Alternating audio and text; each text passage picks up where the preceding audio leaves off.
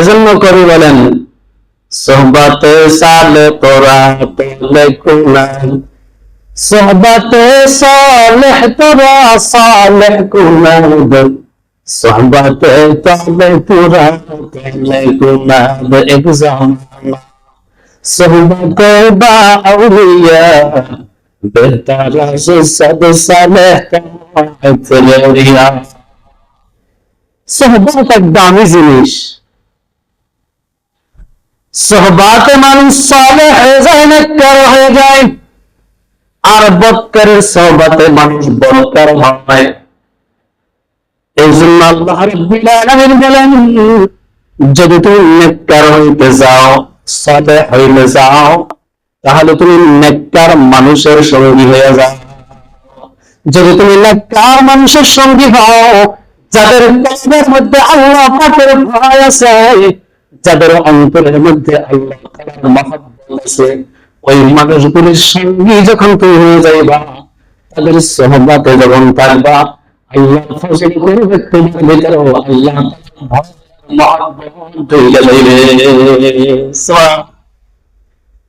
আল্লাহ তাআলার ভয় আর মহব্বত প্রবেশ করার মাধ্যমে আল্লাহ মানুষের সোহবতে থাকে। কেন আল্লাহ মানুষের সোহবতে কেন থাকবো? আর আল্লাহ ওয়ালা হওয়ার কি দরকার? এ বাবা, এই আল্লাহ ওয়ালা মানুষ হল তারাই যাদের অন্তরটা পরিশুদ্ধ, যাদের অন্তরটা শুদ্ধ হয়ে গেছে, পরিশুদ্ধ হয়েছে, সালেহ হয়ে গেছে, তাদের গোটা দেহটাই পরিশুদ্ধ হয়ে গেছে।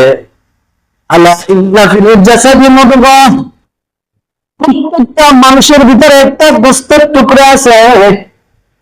ওয়া ইযা সালাহাত সালাহাল জাসাদু কুল্লু, যাদের ওই অন্তরটা, ওই গোশতের টুকরাটা ভালো, তাদের গোটা দেহটাই ভালো। আমি এটার ব্যাখ্যা অন্যভাবে করে থাকি।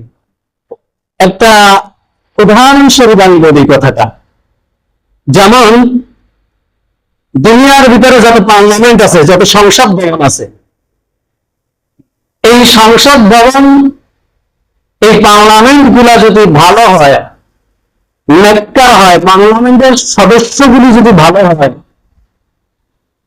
এর প্রভাব গ্রাম অঞ্চল পর্যন্ত পড়ে কি পড়ে না? আমি যদি ভালো হয়, পার্লামেন্টের সদস্যরা যদি নেককার হয়, তাহলে এমপিরা যদি নেককার হয়, এমপির সোহবত ওয়ালারাও নেককার হয়, চেয়ারম্যান নেককার হয়, মেম্বার নেককার হয়, চৌকিদার পর্যন্ত নেককার হয়ে যায়। কারণ তার মুরব্বীরা ভালো। মুরব্বীরা কি যেখান থেকে অর্ডার আসে ওই জায়গাটা ভালো। আবার যদি পার্লামেন্ট যদি নষ্ট হয়, যদি পার্লামেন্ট যদি খারাপ হয়ে যায়, নষ্ট হয়ে যায়, গ্রামের চৌকিদার পর্যন্ত নষ্ট হয়ে যায়। পার্লামেন্ট যদি চোরের শাসন করে, গ্রামের চৌকিদারটা পর্যন্ত চোর হয়ে যায়। এই কথা ঠিক কিনা বলেন? কারণ মূল জায়গা নষ্ট হয়ে গেছে। মূল জায়গা যদি নষ্ট হয়, গ্রাম পর্যন্ত নষ্ট হয়ে যায়। সেই জন্য আমি এইটা উদাহরণ দিয়ে বলি, প্রত্যেকটা মানুষের ভিতরে একটা পার্লামেন্ট আছে, যে পার্লামেন্টের নাম হলো অন্তর। এই পার্লামেন্টটা যদি মানুষের ভালো হয়ে যায়, এই পার্লামেন্ট থেকে কিন্তু সিদ্ধান্ত হয় তোমার হাত কেমনে চলবে, তোমার চোখ কেমনে চলবে, তোমার কান কেমনে চলবে, তোমার জবান কেমনে চলবে, এটা আমাদের পার্লামেন্টের সিদ্ধান্ত হয়। কথা ঠিক কিনা? গ্রাম কেমনে চলবে, ইউনিয়ন কেমনে চলবে, কোন জায়গায় কোন আইন বাস্তবায়ন হবে, আগে পার্লামেন্টের সিদ্ধান্ত হয়। মানুষের পার্লামেন্ট হলো কলব বা হাট। এই হাট, এই কলবের এখানে অন্তরের ভিতরে আগে সিদ্ধান্ত হয়, আগে এখানে পরিকল্পনা হয় তুমি কেমনে তোমার হাত খান চালাইবা। হাত দিয়ে কি চুরি করবা না ভালো কাজ করবা? চোখ দিয়ে কি অন্যায় জিনিস দেখবা না ভালো জিনিস দেখবা? কান দিয়ে কি ভালো জিনিস শুনবা খারাপ জিনিস শুনবা? জবান দিয়ে তুমি কি ভালো কথা বলবা না খারাপ কথা বলবা? আগে অন্তরে সিদ্ধান্ত নেয়, অন্তরে সিদ্ধান্ত নেয়, এই পার্লামেন্টে সিদ্ধান্ত হয়। এই পার্লামেন্টে যখন সিদ্ধান্ত ভালো হয়, তার হাত খান ভালোর দিকে চলে। পার্লামেন্ট যদি সিদ্ধান্ত খারাপ করে, হাত চুরির দিকে চলে। কথা কি? এই জন্য নবীজি বলেন, ওয়াইজা সলুহাত সলুহাল জাসাদু কুল্লু, তোমার অন্তরটা যদি ভালো হয়, গোটা দেহটাই ভালো হয়। অর্থাৎ পার্লামেন্ট যদি ভালো হয়, কলব যদি ভালো হয়, তোমার হাত ভালোর দিকে চলে, চক্ষু ভালোর দিকে চলে, জবান ভালোর দিকে চলে। আর ওয়াইজা ফাসাদাত ফাসাদাল জাসাদু কুল্লু, যদি অন্তরটা যদি খারাপ হয়, পার্লামেন্টটা যদি খারাপ হয়, তাহলে তোমার গোটা দেহটাই খারাপ হয়ে চলে। এই জন্য আগে সিস্টেম হলো, আবার পার্লামেন্টটা ভালো বানানো। পার্লামেন্টটা কি ভালো বানানো, এই অন্তরটা ভালো বানানো, যেখান থেকে সিদ্ধান্ত করে, যেখান থেকে সিদ্ধান্ত ব্রেনকে দেয়, ওইখানটা ভালো বানানো, ওইখানটা সালিহাত করা, শুদ্ধ করা, পরিশুদ্ধ করা। কেমন পরিশুদ্ধ হবে ওই জায়গাটা? ওই জায়গাটা পরিশুদ্ধ হবে নেককার মানুষের সহবাদে। সুবহানাল্লাহ। নেককার মানুষের সহবাদে যদি থাকে, তো ওই জায়গাটা পরিশুদ্ধ হয়ে যাবে, আর খারাপ দিকে দৌড়ে দিতে পারবে না, ইচ্ছা করলেও পারবে না। আপনি দেখেন না, বাস্তবিক দেখা যায়, যদি কোনো হুজুরের সাথে, একজন ইমাম সাহেবের সাথে মনে করেন নামাজ পড়েন, এসে চলতে আছে, যাইতেছে, ইমাম সাহেব যখন নামাজে ঢুকে লজ্জায় বেরিয়ে নামাজে যাওয়ার লাগে, তখন না একসাথে হাঁটতেছে, একসাথে চা খাইছে, এখন লজ্জায় বেরিয়ে ইমাম সাহেব আন নামাজ পড়ে যাওয়ার লাগে, উপায় নাই, ঠিক না? নেককার মানুষের। আর যখন বুড়িওয়ালার সাথে ব্যস্ত, খানা একটা টানবে না। আপনি ভালো মানুষ হইলেও 10 দিন যখন বিড়ি ঘরের সাথে আর মদ ঘরের সাথে চলবেন, গামযুক্তির সাথে যখন 10 দিন চলবেন, পরের দিন গামযুক্তির মহাব্বতে আপনার একটা টান দিয়ে লাগবেন। এই জন্য নেককার মানুষ বাছাই করো আগে, নেককার মানুষকে বন্ধু বানাও, নেককার মানুষের সঙ্গে হও, তুমি নেককার হয়ে যাইবা। আর বক্তার মানুষকে তুমি সঙ্গী বানাইবা, তুমি বক্তার হইবা। এই জন্য একটা সূক্ষ্ম কথা বলে দেয়, যাদের সন্তানেরা কথা শুনে না, উগ্রবাদী, মা বাবার কথা শোনে না, ওস্তাদের কথা শোনে না, রাত্রে ঘরে থাকে না, আপনার ভুল আছে, আপনি ভুল করেছেন জীবনে। আপনি আপনার সন্তানকে সৎ বন্ধু বাছাই করে দিতে পারেন নাই,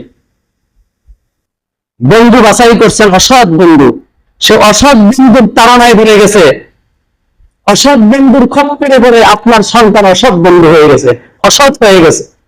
আপনার সন্তানকে যদি ভালো বানাতে চান, একটা হাতিয়ার আছে, সেটা হলো আপনার সন্তানকে নেককার মানুষের সহবতে দিয়ে দেন, এক সেল্লায় পাঠিয়ে দেন, 3 দিনে পাঠিয়ে দেন, তবলিগে পাঠিয়ে দেন, নাইলে কোনো নেককার আলেমের সহবতে দিয়ে দেন।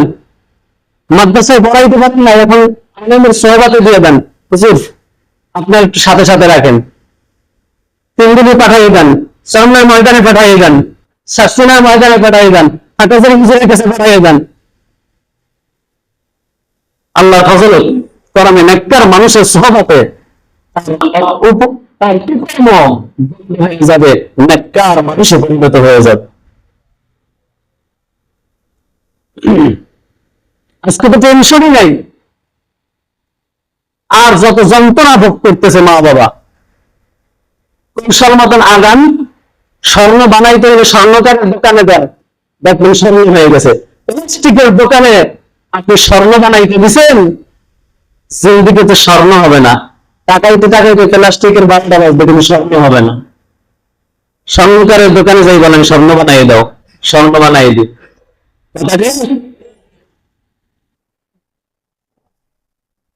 আজকে নেককার হওয়ার কোন আকাঙ্ক্ষা নাই, কোন ইচ্ছা নাই, আল্লাহর ভয় অন্তরের ভিতরে নাই।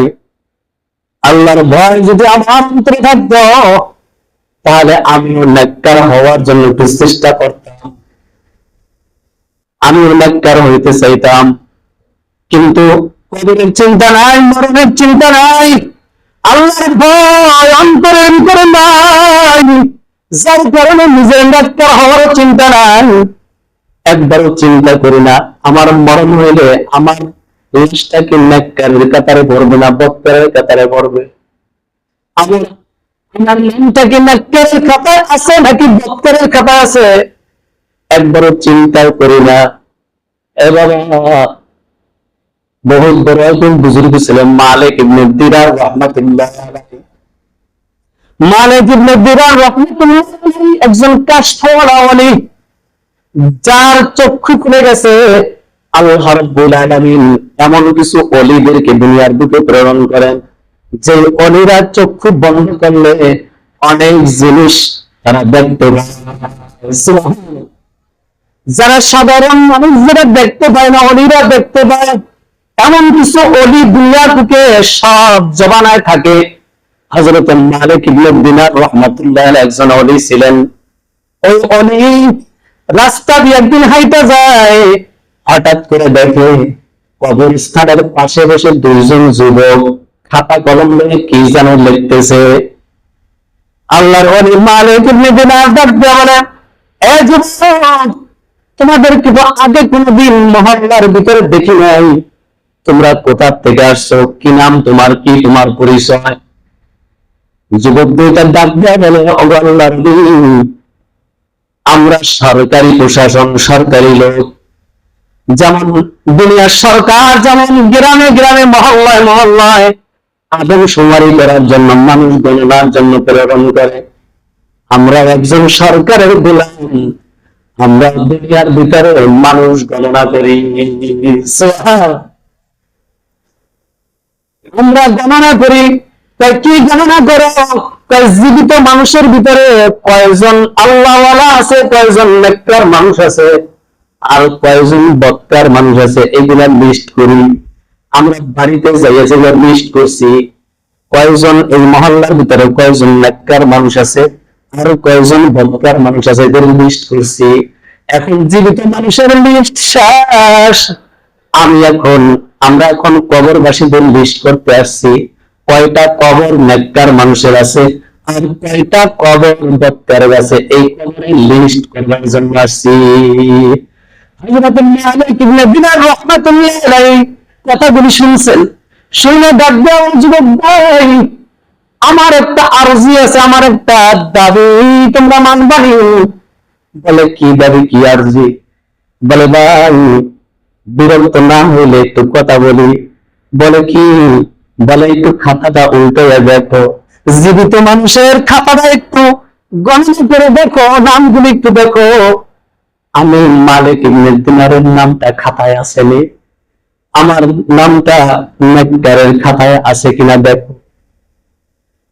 ফেরেশতারা উল্টাইতে শুরু করছে, খাতা উল্টাইতেছে, বাবা খাতা উল্টাইতেছে, নেককার মানুষের লিস্ট গণনা করতেছে। গণনা করে দেখতেছে মালিক ইবনে দিনারের নাম নেককারের খাতায় না। ডাক দেয়া বলে, মালিক, আপনার নামটা নেককারের খাতায় পাওয়া যায় না। যখনই ফেরেশতারা বলছে আপনার নাম নেককারের খাতায় নাই, বলার সঙ্গে সঙ্গে মালিক ইবনে দিনার চিৎকার মারে বেহুশ হয়ে পড়ে গেছে। আমার নাম যদি নেককারের খাতায় না থাকে, তাহলে আমার নামটা তো বুঝি বদকারের খাতায় চলে গেছে। মালিক ইবনে দিনার বেহুশ হয়ে গেছে। বাবা, যারা মানুষ তাদের অন্তরে এরকম ভয় হয়, আমার নামটা কি নেককারের খাতায় আছে নাকি বদকারের খাতায় আছে? যারা মানুষ তাদের ভয় হয়। বাবা, যারা মানুষ নামের পশু, তাদের অন্তরে কোনদিন ভয় লাগে না। আমার ফারুক রাদিয়াল্লাহু তাআলা জিবরিল দেখো, একবার পয়গম্বর আরবি হুযায়ফা রাদিয়াল্লাহু তাআলার কাছে মুনাফিকের লিস্ট দিছে। মুনাফিক কে কে মুনাফিক, তাদের লিস্টটা হুযায়ফা রাদিয়াল্লাহু তাআলার কাছে দিছে। হযরত ওমর যায়া হুযায়ফাকে ডাক দেয়া বলে, হুযায়ফা দেখো তো আমি ওমরের নামটা মুনাফিকের খাতায় আছে কিনা। হুযায়ফা ডাক দেয়া বলে, আমার পয়গম্বরের নিষেধ আছে, নাম কারো বলা যাবে না, কার নাম লিস্টে আছে নাম বলা যাবে না।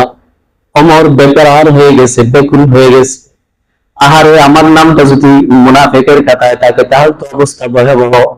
হযরত ওমর বেকরার হয়ে গেছে, বেকুল, অস্থির।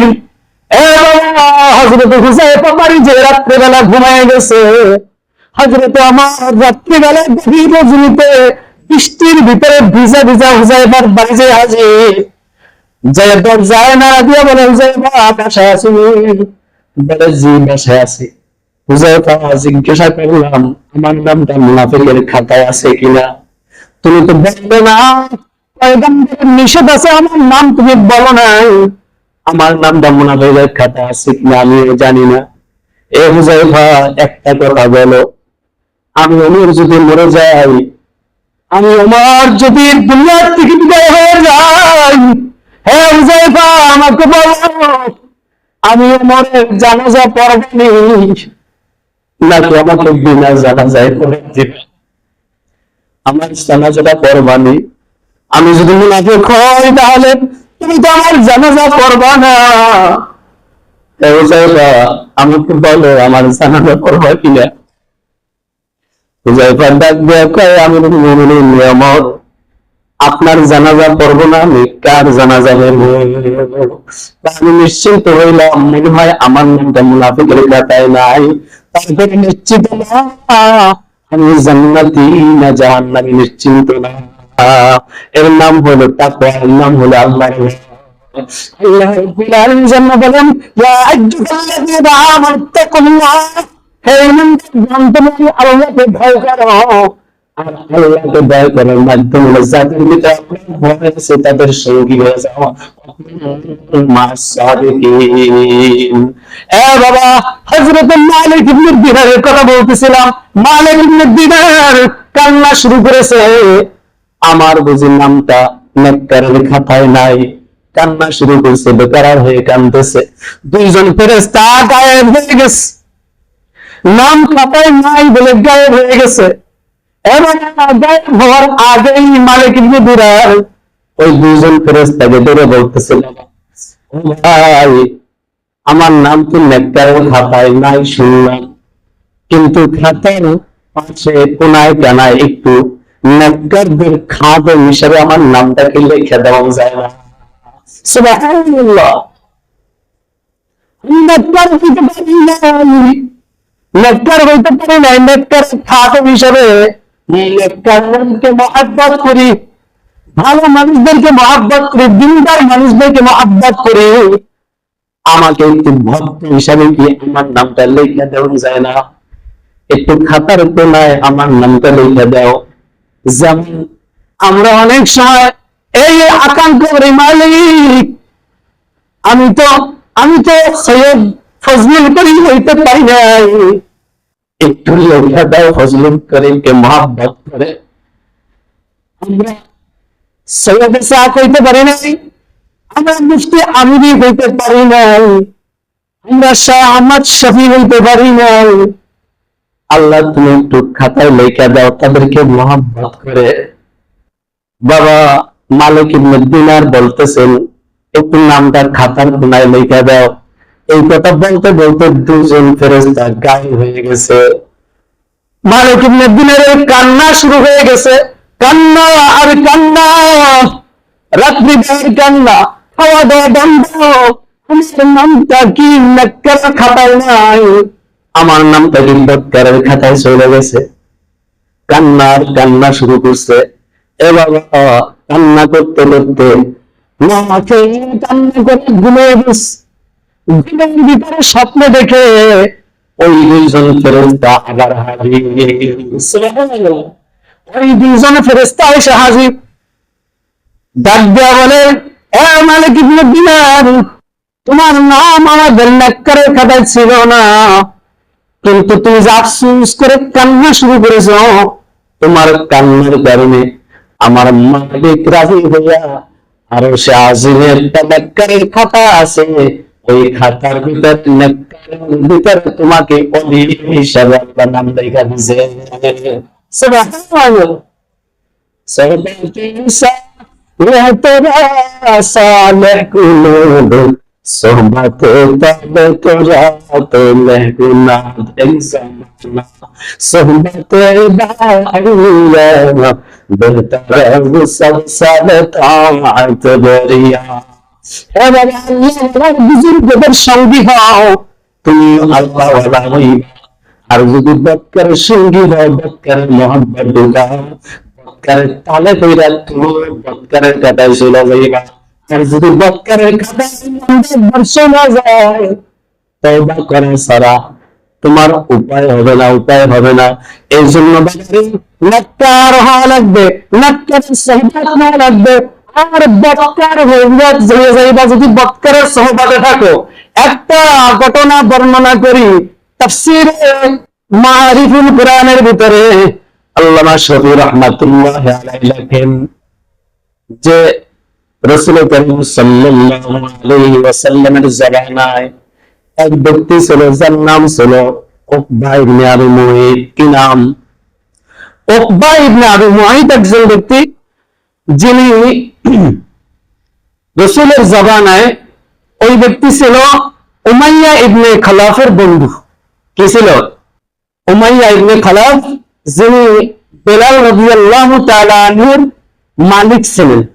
বেলালকে নির্যাতন করছে, অকথ্য নির্যাতন করছে। এই উমাইয়া ইবনে খালাফের একজন বন্ধু হলো উকবা ইবনে আবি মুঈত। এই উকবা ইবনে আবি মুঈত যখন ব্যবসায় গেছেন, ব্যবসায় যাওয়ার সময় তিনি মান্নত করছেন, নিয়ত করছেন, ব্যবসা যদি ভালো হয় তাহলে একজন ভালো মানুষকে মেহমানদারি করাই। কি করবো? একজন ভালো মানুষকে মেহমানদারি করাই। এখন ব্যবসা ভালো হয়েছে, বাড়িতে আসছে, বাড়িতে আইসা এবার চিন্তা করতেছে ভালো মানুষ কারে পাওয়া যায় যারা মেহমানদারি করাবো। চিন্তা ভাবনা করে দেখে মুহাম্মদ ইবনে আব্দুল্লাহর মতন ভালো মানুষ আর পৃথিবীতে নাই। রাসূল সাল্লাল্লাহু আলাইহি ওয়াসাল্লাম তিনি ইহুদি, খ্রিস্টান এবং কাফের সকলের কাছেই ভালো মানুষ ছিলেন, বিশ্বাসযোগ্য ছিলেন, যতদিন পর্যন্ত নবুয়ত না পাইছেন। যখন নবুয়ত প্রাপ্ত হয়েছেন তখনই কাফেররা বিরোধিতা শুরু করছেন। তার আগ পর্যন্ত সবাই আমিন বলে ডাকছেন। সুবহানাল্লাহ।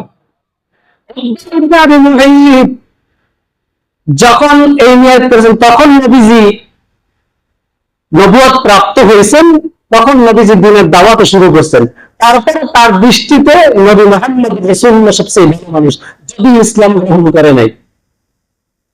আয়েশা নবীজিকে বলতেছেন, হে মুহাম্মদ, তখন সে ইসলাম গ্রহণ করে নাই, নবী হিসেবে স্বীকার করে নাই। বলে, মুহাম্মদ, আমি তো মান্নত করছিলাম একজন ভালো মানুষকে মেহমানদারি করাইবো, আপনার চেয়ে ভালো মানুষ তো আর আমি পাই না। আপনি আপনার সাথীদেরকে নিয়ে আমার বাসায় দাওয়াত নেন। সুবহানাল্লাহ। আল্লাহ রাসূল দাওয়াত কবুল করছে। দাওয়াত রাসূল সাল্লাল্লাহু আলাইহি ওয়াসাল্লামকে যদি দাওয়াত দিতেন, আল্লাহ রাসূল দাওয়াত কবুল করতেন। দাওয়াত কবুল করা সুন্নাত, দাওয়াত কবুল করা কি? তবে তাহকিক করে খাইতেন, একটা কৌশল অবলম্বন করতেন। দাওয়াত দিলে দাওয়াত যাইয়া তাতে আবার হেদায়েতের বয়ান দিতেন, হেদায়েত করার চেষ্টা করতেন। মূল মাকসাদ ছিল তার ডাকে সাড়া দিলে পরে তাকে হেদায়েতের বাণী শোনানো যাবে। আল্লাহ যখন আল্লাহ রাসূল দাওয়াত কবুল করলেন, একটা কথা মনে পড়ছে বলে, কিছুদিন আগে একটা এরকম ঘটনা করছেন। আমাদের বাংলাদেশের একজন উল্লেখযোগ্য আলেম হযরত মাওলানা মিজানুর রহমান আজহারী, সবাই ছিলেন। উনি অনেক ওলামায়ে কেরামকে ডাকছিলেন। ডাকার পরে কিছু সংখ্যক আলেম এখানে যারা আসছেন, হাজির হয়েছেন, এর মধ্যে কিছু আলেম তারা এই হাজির হওয়ার পরে দাওয়াত খেয়ে যাইয়া আবার যে তওবা করছে, তার নাকি ঈমান চলে গেছে। নাউজুবিল্লাহ। আলেমের সাথে দেখা করলে নাকি ঈমান চলে যায়, এতটাই ঈমান তার দুর্বল। নাউজুবিল্লাহ। হেদায়েত দিছে, আবার বুঝতেও পারছে, পরে বলছে আমার ভুল হয়েছে, স্বীকার করছে। আল্লাহ দাওয়াত দিলে দাওয়াত কবুল করা যায়, তাতে ঈমান চলে যায় না। আল্লাহর হাবিব দাওয়াতে শরীক হয়েছেন, গেছেন, সাহাবায়ে কেরামদেরকে নিয়ে হাজির হয়েছেন। উকবা ইবনে আবি মুঈত যখন দাওয়াত দিছে, হাজির হয়েছেন, খাবার বন্টন করছে, সবাইকে খাবার দিছে। আল্লাহ রাসূল খাবার নিয়ে বসে আছে, সাহাবায়ে কেরাম খাবার নিয়ে বসছে। আল্লাহ রাসূল খাবারে হাত দিয়া এরপর ডাক দিয়ে বলেন, তোমার সাথে আমার সাথে তো পেট পূজার সম্পর্ক থাকবে না, তোমার সাথে আমার সাথে আমি সম্পর্ক করতে চাই ঈমানের সম্পর্ক। সুবহানাল্লাহ।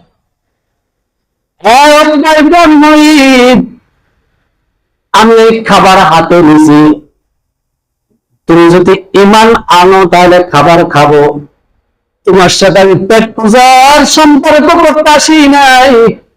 যদি ঈমান আনো তাহলে খাবার খাবো, আর যদি ঈমান না আনো আমি খাবার ছাইড়া দিয়া ওইটা চলে যাবো, আমি তোমার বাড়িতে খাবার খাবো না।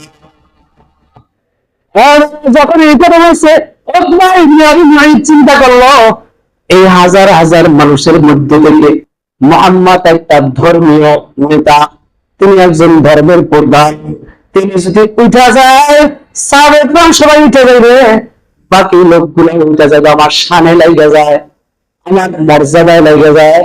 এই জন্য উকবা ইবনে আবী মুআইত ডাক দিয়ে বলল, হে মুহাম্মদ, আপনি একজন নেতা, একজন ধর্মের প্রধান, আপনি দাওয়াত দিচ্ছেন, এই ধর্মের বিষয়ে আমি দাওয়াত অবজ্ঞা করতে পারি না। আপনি যেহেতু আমার দাওয়াতে সাড়া দিচ্ছেন, আমি আপনার দাওয়াতে সাড়া দিলাম, আমি করে নিলাম আশহাদু আল্লাহ ইলাহা ইল্লাল্লাহ ওয়া আশহাদু আন্না মুহাম্মাদান আবদুহু ওয়া রাসূলুহু। কালেমা পড়ে গেলেন।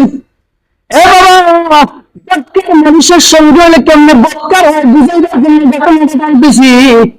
যখন কলেমা বললেন, আল্লাহ রাসূল তার বাড়িতে সাহাবাদের কিনে মনের আনন্দে খাবার খাইলেন। সাহাবার বাড়িতে এখন খাবার খাইতেছে, কারণ সে তো কলেমা করছে, সাহাবী হয়ে গেছে, সাহাবার বাড়িতে খাবার খাইতেছি। আল্লাহ রাসূল আনন্দ নিয়ে খাবার খাইতেছেন, খাবার খাইতে বাড়ি চলে গেছে। এ বাবা, পরের দিন বক্কার মানুষগুলা আবু জাহেল বাসায়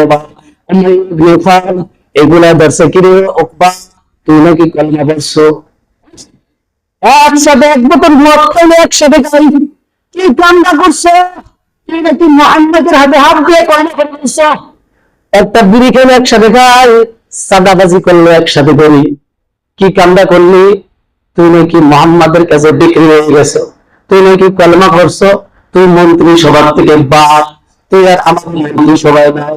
উকবা ইবনে আবী মুআইত বন্ধুদের পাল্লায় কইরা বন্ধুদের মহব্বতে পড়িয়ে ডাক দিয়ে কয়, আরে পাগল না, আমি তো মুসলমান হই নাই, আমি তো অরিজিনাল কলেমা পড়ি নাই, আমি তো ধোঁকাবাজির কলেমা পড়ছি, আমি তো মুখে কলেমা পড়ছি, অন্তরে কলেমা পড়ি না।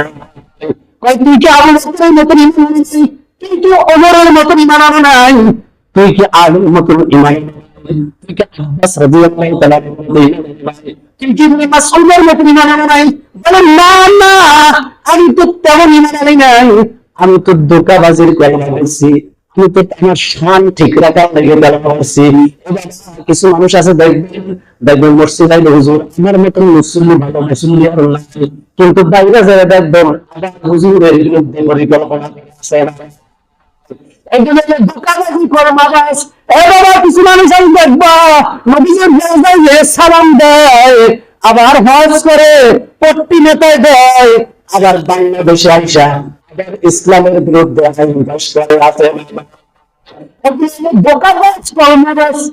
এগুলো দোকানি কর্মদারি, এগুলো ধোকা ধোকা ধোকা, এগুলো আসল কর্মদারি না, আসল কর্মদারি না। আমি আসল কলেমা পড়ি নাই, আমি তোমরের মতো কলেমা পড়ি না, আমি ধোঁকাবাজির কলেমা পড়ছি। তুই কি তাহলে পারবি, তুই কি তাহলে পারবি যে মুহাম্মাদের কাছে যেহেতু তুই আসল কলেমা পড়ি নাই, মনের থেকে যেহেতু কলেমা পড়ি নাই, সেই জবান দিয়া কলেমা পড়ছো, ওই জবান দিয়া থুথু মাইরা তুই মুহাম্মাদের কালমারে নবী, এটা কি তুই পারবি? আমি তাও পারবো, আমি তো আসলে কলমা পড়ি নাই। বলে তাহলে চল মুহাম্মাদের মুখের ভর্ত তুমি দিবি, যে মুখ দিয়ে কলমা পড়ছে না ওই মুখ দিয়ে আবার মুহাম্মাদের মুখে থুতু মেরে দিবি। এবার কত বড় কপাল খারাপ হইলে এটা করতে পারে। কলমা পড়ার পরে যে জবান দিয়ে কলমা পড়ে ওই জবান দিয়ে আবার নবীর বিরোধিতা করে, এটা কত বড় কপাল করতে পারে। তার সংরূপাঙ্গ নিয়ে কাফেরদের কিনে হাজির হয়ে গেছে বিশ্বনবী সরকার দো আলম নবী দারুণ দোয়ায় পরামর্শ ছিলেন। এমন সময় তারা আয়েশা হাজির, আয়েশা আল্লাহর হাবিব উকবাকে দেখে খুশি হয়ে গেছে, মনে করছে গতকালকে কলমা পড়ছে একা, আজকে দলবল নিয়ে আসছে, আজকে বুঝি একসাথে কলমা পড়বে, সবাইকে মনে করে দাওয়াত নিয়ে আসছে। আল্লাহ রাসূল খুশি হয়ে গেছেন, খুশি হইয়া ওদের সামনে মুখ আগাই আগাই কথা বলতেছে, দিলের ভিতর মোহাম্মদ নিয়ে, সাহাবীর মোহাম্মদ নিয়ে, দিলটা আগায়া, মুখটা আগায় আগাইয়া মোহাম্মদের সাথে কথা বলতেছে। দুষ্ট বন্ধু করতে পারিয়া ওকবা জবান থেকে থুতু বাইর করে আল্লাহর হাবিবের চেহারার পর মেরে দিছে। পয়গম্বরের বিরুদ্ধে ভেঙে গেছে, কলিজা ভেঙে গেছে, দুই চোখ দিয়া কতনা রক্ত বাইর হইতে শুরু করছে। আল্লাহর পয়গম্বর ডাক দেয়, আল্লাহ কি করলি? গতকালকে কলমা পড়ে মুসলমান হইলি, আজকে আবার থুতু মেরে জান্নাত হারাইলি।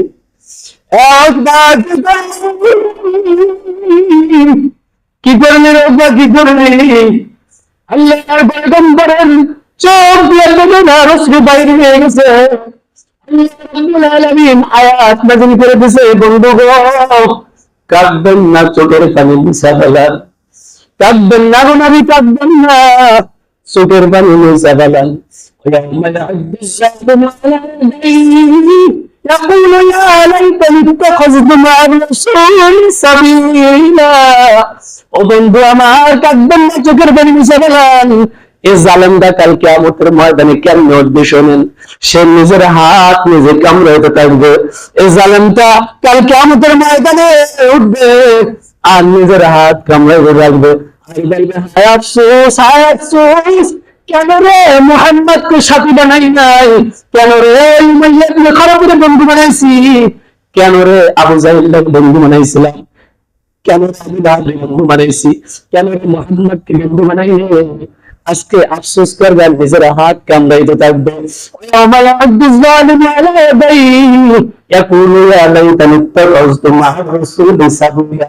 কেন রে নবীকে আমি বন্ধু বানাই নাই, ইয়াকুলু ইয়া লাইতানি ইত্তাখাযতু মা'আর রাসূলি সাবিলা, ইয়া ওয়াইলাতা লাইতানি লাম আত্তাখিয ফুলানান খলিলা। কেন রে দুষ্টটারে বন্ধু বানাইছিলাম, যেটা আমার বিড়ি খাওয়া শিখাইছে, যেটা আমার মদ খাওয়া শিখাইছে, যেটা আমার নামাজ থেকে দূরে সরাইছে, বন্ধু বানাইছিলাম। আফসোস করবে আর নিজের হাত কামড়াইতে থাকবে। শুধু বন্ধুরে বাবা, শুধু মুহিতের জন্য এই কথা না, তোমার আমার জন্য এই কথা। তুমি আমি যদি কার বন্ধু ছেড়ে দিয়া, আলমের সঙ্গী ছেড়ে দিয়া যদি বৎকারের বন্ধু বানাই, যদি বৎকার হয়ে যায়, কিয়ামতের ময়দান তোমার আমার হাত কামড়ানো ছাড়া কোনো উপায় থাকবে না। আর সেই দিন